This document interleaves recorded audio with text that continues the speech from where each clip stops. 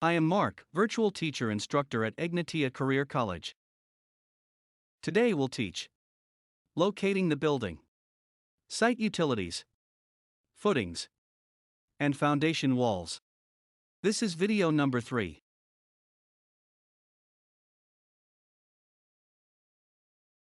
Part 2. Reading drawings, lake house. In Part 2, you will examine all the information necessary to build a moderately complex single-family home.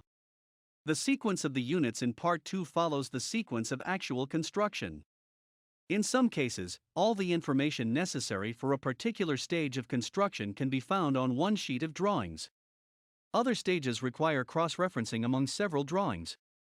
The relationships among the various drawings are discussed as the need to cross-reference them arises. This lake house was designed as a vacation home on a lake. The design is moderately complex, involving several floor levels and some interesting construction techniques. Clearing and rough grading the site. After completing this unit, you will be able to perform the following tasks. Identify work to be included in clearing a building site according to site plans. Interpret contour lines and grading indications on a site plan. Interpolate unspecified site elevations. Property boundary lines. The boundary lines of the building site are shown on the site plan. The direction of a property line is usually expressed as a bearing angle. The bearing of a line is the angle between the line and north or south. Bearing angles are measured from north or south depending on which keeps the bearing under 90 degrees. Angles are expressed in degrees, minutes, and seconds. There are 360 degrees in a complete circle, 60 minutes in a degree, and 60 seconds in a minute. The point of beginning may or may not be shown on the site plan. If the point of beginning is not shown on the plan, start at a convenient corner. Corners are usually marked with a pin, IP, or some permanent feature. The approximate direction of the boundaries can be found with a handheld compass. This approximation should be accurate enough to aid in finding the marker at the next corner. Proceed around the perimeter in this manner to find all corners. All construction activity and debris should be kept within the property boundaries unless permission is first obtained from neighboring landowners.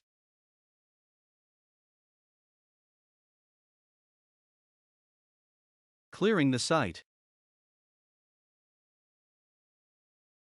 The first step in actual construction is to prepare the site. This means clearing any brush or trees that are not to be part of the finished landscape. The architect's choice of trees to remain is based on consideration of many factors. Trees and other natural features can be an important part of architecture not only for their natural beauty, but for energy conservation. Deciduous trees, which lose their leaves in the winter, can be used to effectively control the solar energy striking a house during warmer months where the trees shade the south side of the house. In the winter, the sun shines through the deciduous trees on the south side of a house, thus taking advantage of this source of heat. The lake house in your drawing package offers a good example of the importance of the selection of trees to remain on a site.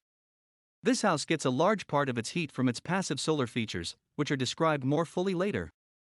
Trees that are to be saved are shown on the plot plan by a symbol and a note indicating their diameter and species. Areas that are too densely wooded to show individual trees are outlined and marked woods. Removal of unwanted trees may require felling and stump removal, or may be accomplished with a bulldozer and dump truck. In either case, care must be exercised not to damage the trees that are to be saved. Grading.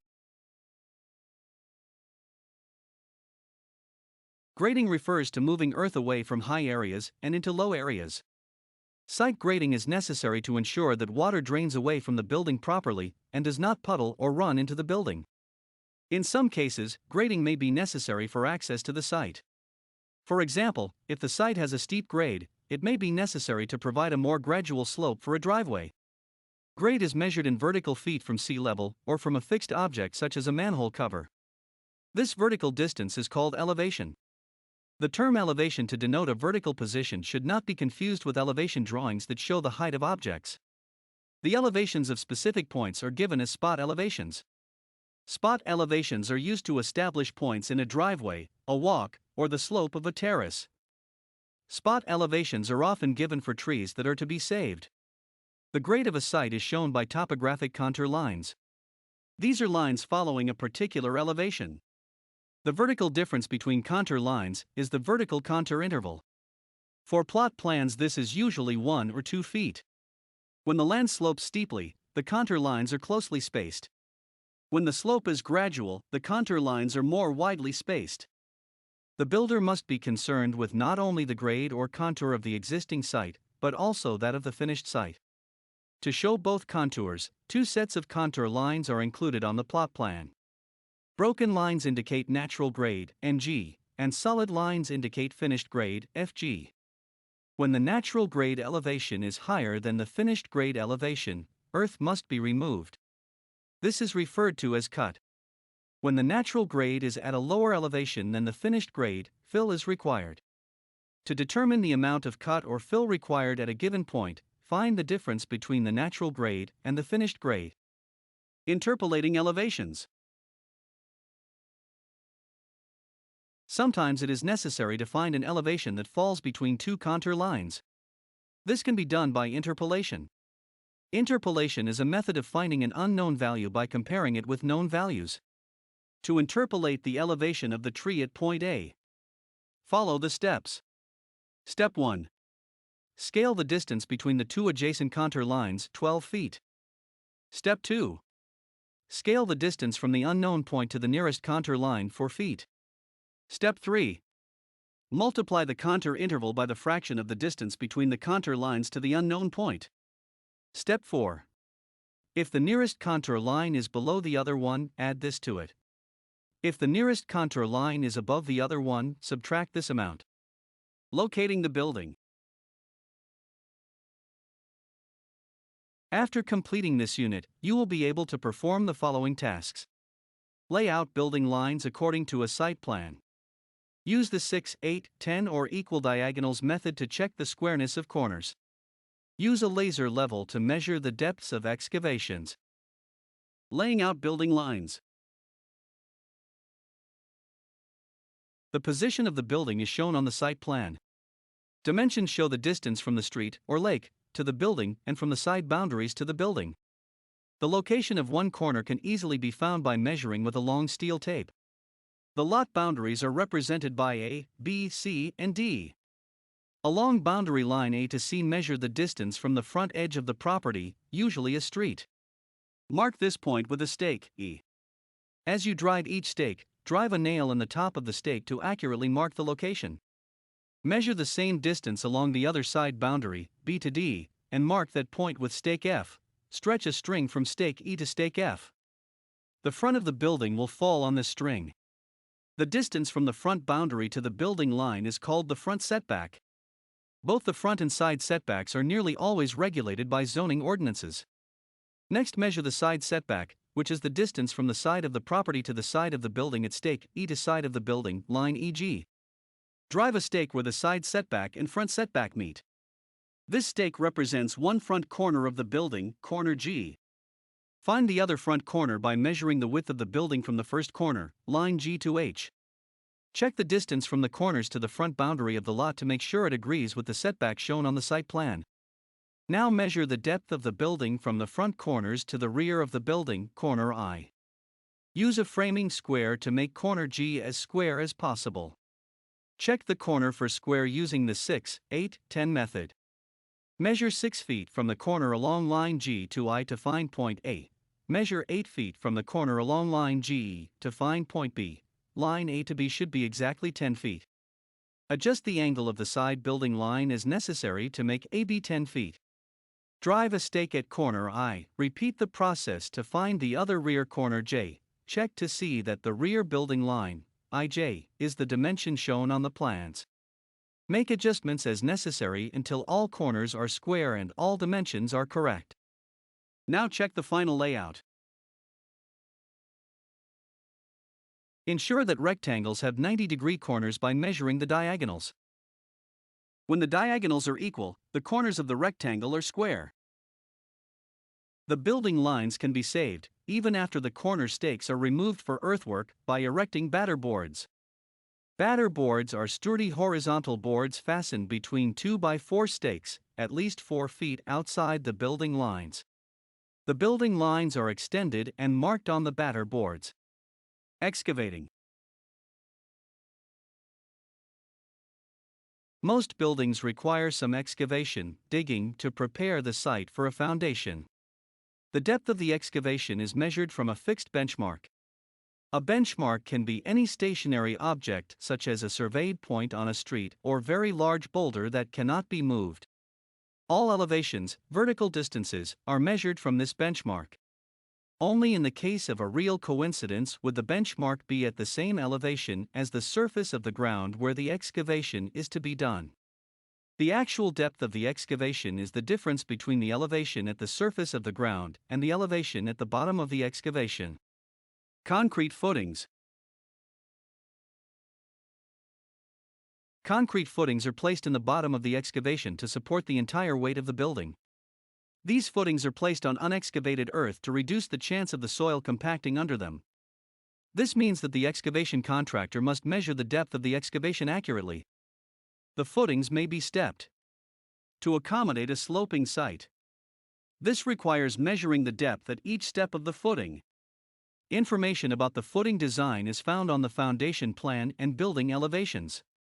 The layout of the foundation walls and their footings is shown on the foundation plan.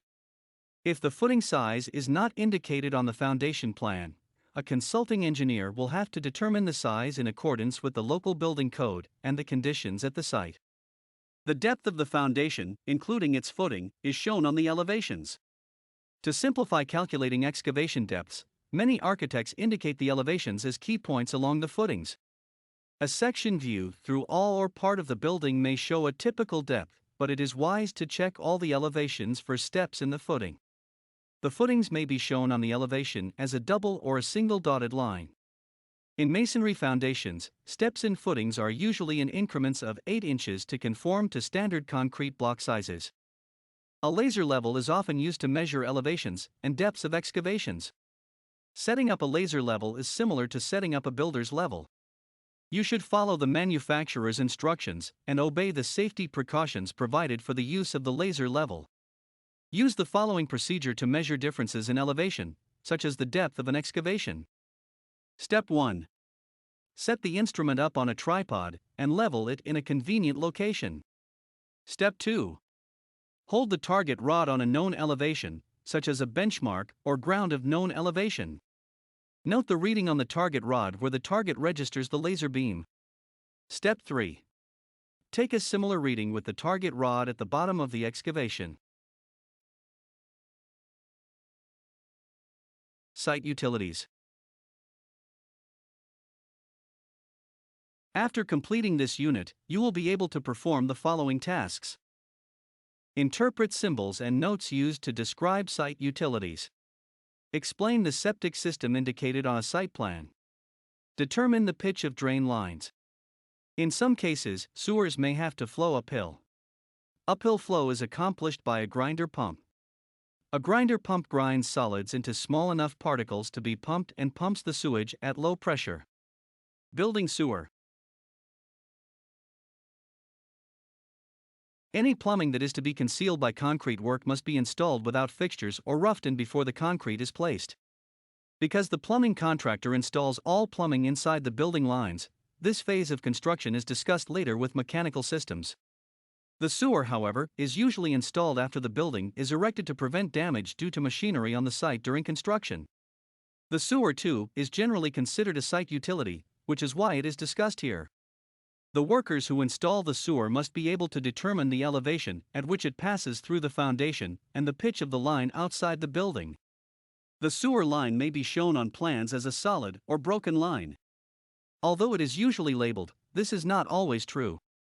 When the sewer is not labeled as such, it can still be recognized by its material, pitch, and ending place. In light construction, the sewer is usually the only 4-inch pipe to the building. Also, the sewer is the only line with the pitch indicated. Municipal sewers and septic systems. In most developed areas, the building sewer empties into a municipal sewer line near the street. The contractor for the new building is responsible for everything from the municipal sewer to the house. In less developed areas, the sewer carries the sewage to a septic system. The most common type of septic system includes a septic tank and drain field. The septic tank holds the solid waste while it is decomposed by bacterial action. The liquids pass through the baffles and flow out of the tank to the distribution box. The distribution box, DB, diverts the liquid into leach lines. These perforated plastic or loose-fitting tile lines allow the liquid to be absorbed by the surrounding soil. The liquid gradually evaporates from or drains through the soil. The drain field, where the leach lines are laid, is usually made of a layer of crushed stone. The design of septic systems is closely regulated by most health and plumbing codes.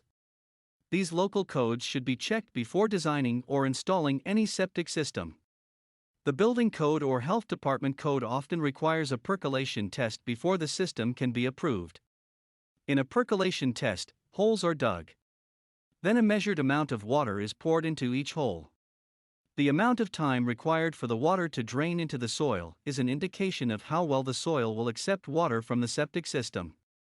This ability to accept water is called percolation. The locations of key elements in the system are often shown on the site plan. To ensure proper drainage for a septic system, the elevation of its drainage piping is critical. For this reason, it is necessary to know the invert elevation of a pipe, which is the elevation at the lowest point inside the pipe.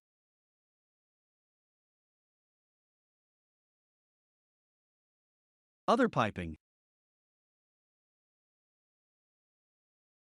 Other utility piping, such as that for water supply or gas, is shown on the site plan. If these lines will pass beneath the concrete footings or be concealed under a concrete slab, they must be roughed in before the concrete is placed. Water supply pipes follow the most direct route from the municipal water main or well to the main shutoff valve or pump. Gas lines run from the main to the gas meter. All supply lines on the plot plan should be labeled according to type and size of piping. Electrical service. The electrical service is the wiring that brings electricity to the house. There are two types of electrical service: overhead and underground or buried. Overhead service involves a cable from the utility company transformer or pole to a weather-tight fixture called a service head or mast head on the house. The service head is mounted on the top of a pipe, which serves as a conduit to the meter receptacle.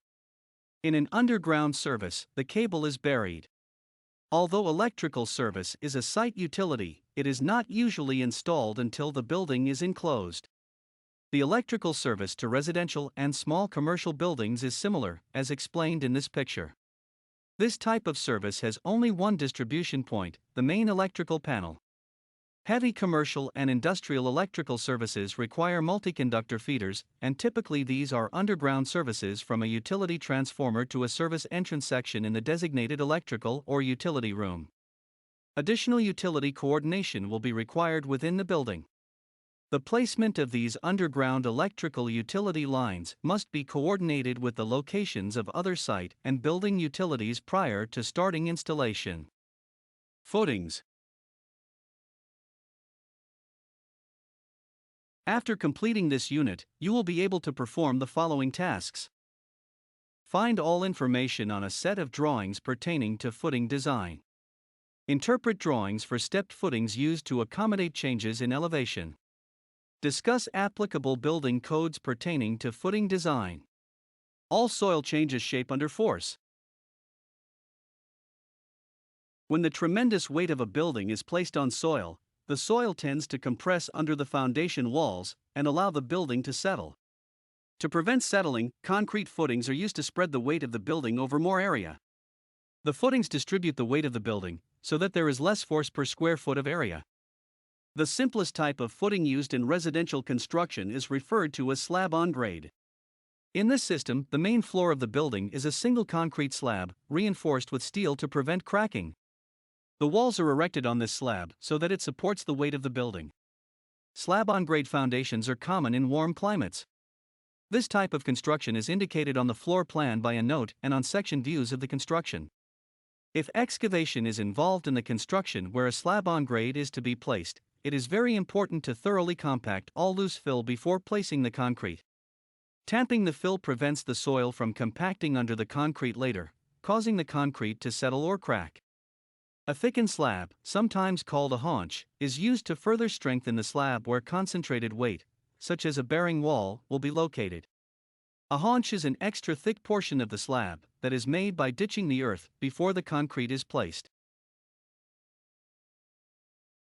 Spread footings. In most sections of the country, the foundation of the house rests on a footing separate from the concrete floor. This separate concrete footing is called a spread footing because it spreads the force of the foundation wall over a wider area. Spread footings can be made by placing concrete inside wooden or metal forms. The footing is shown on the foundation or basement plan by dotted lines outside the foundation wall lines. The dimensions of the footings can be determined from the dimensions shown for the foundation. The foundation rests on the center of the footing unless otherwise specified, but the dimensions must meet the minimum requirements. If an 8-inch foundation rests on a 16-inch footing, the footing projects 4 inches beyond the foundation on each side.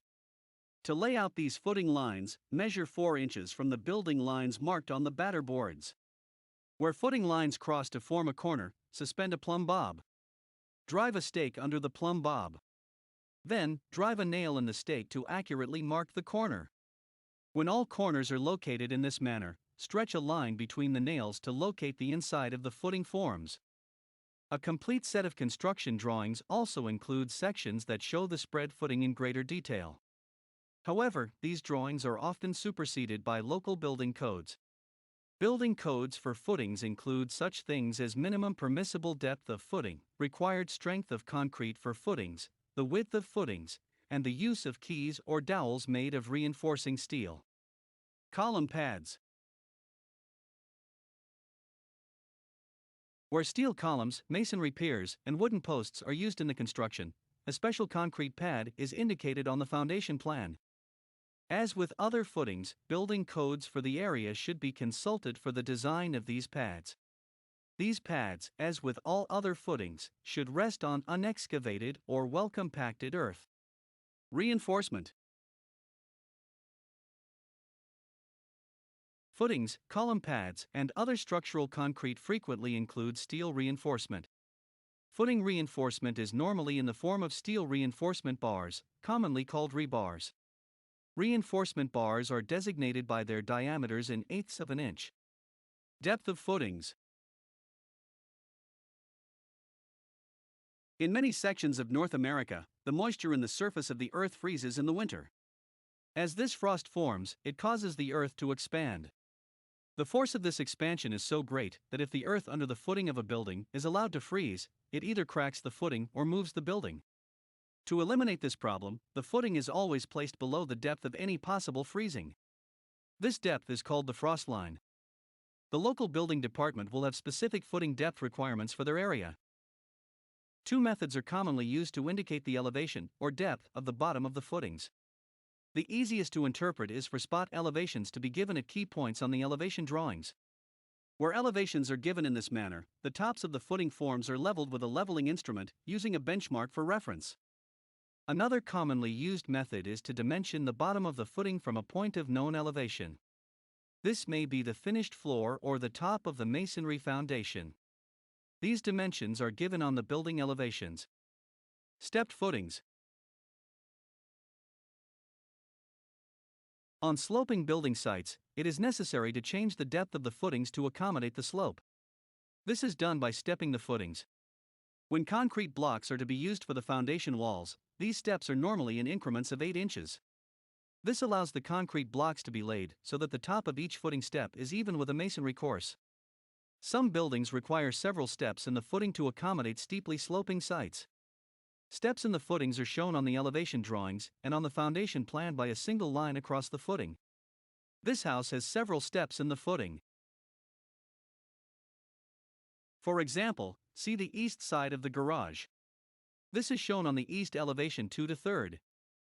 This step is also shown on the foundation plan. It is 8 feet 0 inch from the north end of the garage. Normally the two levels of the footing should overlap each other. The stepped footing shown on the east elevation does not appear to overlap. Foundation walls. After completing this unit, you will be able to perform the following tasks. Determine the locations and dimensions of foundation walls indicated on a set of drawings. Describe special features indicated for the foundation on a set of drawings. Laying out the foundation. When the concrete for the footings has hardened and the forms are removed, carpenters can begin erecting forms for concrete foundations, or masons can begin laying blocks or bricks for masonry foundations. Although the material differs, the drawings and their interpretation for each type of foundation are similar. The outside surface of the foundation wall is laid out using previously constructed batter boards. Then the forms are erected or the masonry units are laid to these lines. The foundation plan includes overall dimensions, dimensions to interior corners and special constructions, and dimensions of special smaller features. It is customary to place the smallest dimensions closest to the drawing. The overall dimensions are placed around the outside of the drawing. All drawing sets include, at least, a wall section showing how the foundation is built, how it is secured to the footings, and any special construction at the top of the foundation wall. Although a typical wall section may indicate the thickness of the foundation wall, you should carefully check around the entire wall on the foundation plan to find any notes that indicate varying thicknesses of the foundation wall. For example, the wall may be 12 inches thick where it has to support brick veneer above, while it is only 8 inches thick on the back of the building where there is no brick veneer. A careful check of the foundation plan for this house shows that the house foundation is 10-inch thick concrete, except the portion under the fireplace, which is 12 inches thick. Some portions of the foundation wall have 6-inch concrete masonry units at the top to create a ledge for special construction, and the garage foundation calls for 8-inch concrete. Structural concrete is the most common foundation material because it is strong and concrete foundations can be built quickly. Some buildings have masonry, usually concrete block foundations. There are some additional topics to be discussed for masonry, concrete block foundations. The details for a masonry foundation may call for horizontal reinforcement in every second or third course. This is usually prefabricated wire reinforcement to be embedded in the mortar joints.